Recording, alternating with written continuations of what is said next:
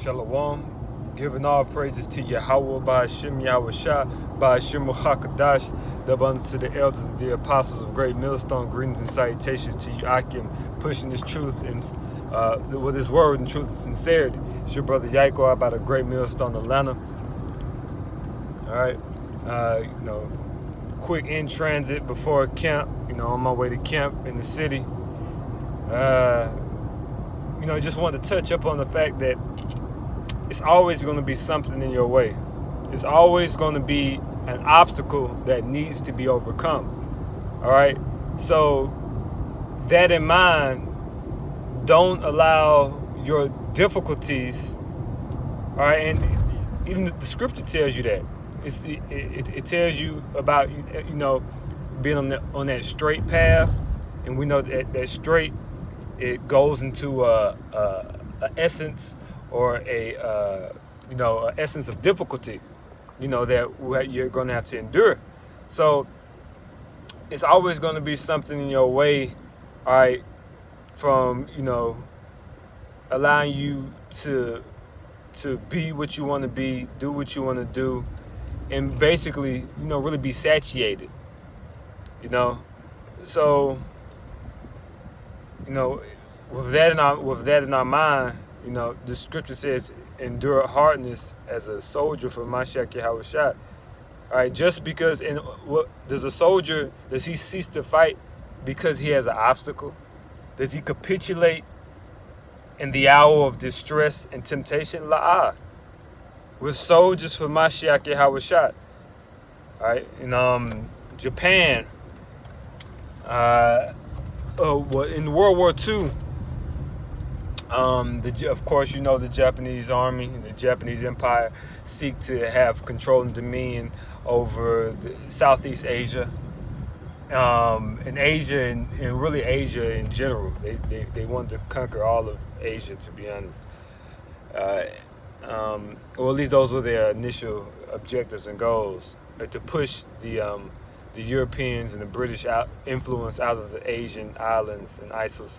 But anyway, there was a certain island, and I cannot remember the name of the island, but it was a certain stronghold that the Japanese had conquered.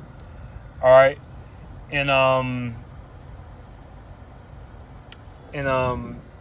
they had a certain amount of soldiers that were there entrenched in the bush, in the jungles of the island. And their commander told them never to surrender. All right, and they were not able to actually get in contact or be in contact with the outside world. So they actually did not know that the war was over. All right, they didn't know that the Japanese had surrendered. But what? They continued to fight. All right, it was a group of soldiers. All right, they continued to fight even when they were dropping little leaflets or messages. The Americans dropping messages saying the war is over, this and that. But they didn't surrender, man. All right, they did not surrender. Okay, and the long story short, all right, several of them died.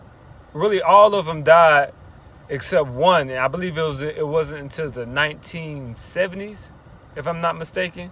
It was in the 1970s when he finally came out, and he didn't come out until they had to go get his old commander.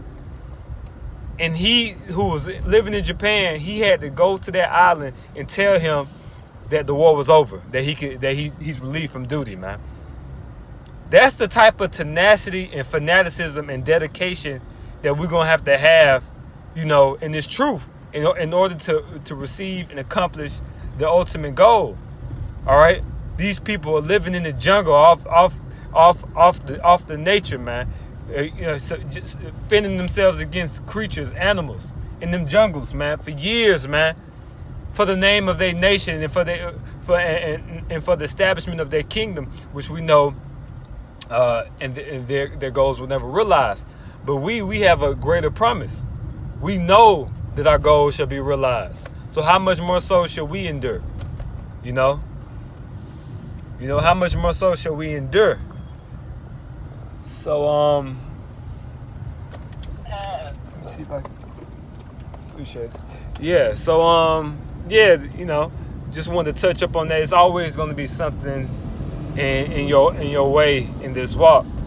But we should not allow whatever's in our way to compromise our integrity or make us give up, man. He that endureth to the end shall be saved. So, Lord willing, this was exhortation to you sincere laborers, giving our praise to Yahweh Shem Yahshua Shem Kakadash. Shalom, and keep the faith.